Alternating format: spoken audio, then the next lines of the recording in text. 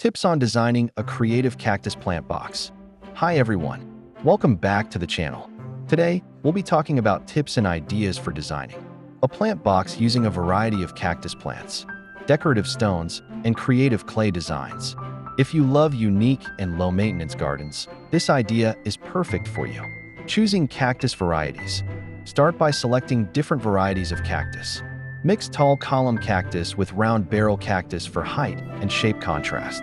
Add small, colorful cactus varieties like moon cactus or star cactus to bring in a pop of color. By combining different textures and heights, your plant box will look dynamic and interesting. Using stones for style. Next, let's add decorative stones. Cactus and stones go hand in hand since they both love dry, desert-like conditions. You can use white pebbles, river rocks, or even colored gravel to cover the soil surface. Try layering stones in patterns, creating mini pathways, or clustering rocks around cactus bases.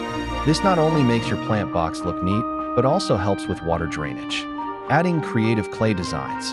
Now comes the fun part, creative clay design. You can make small clay figurines, pots, or tiles to decorate your cactus box.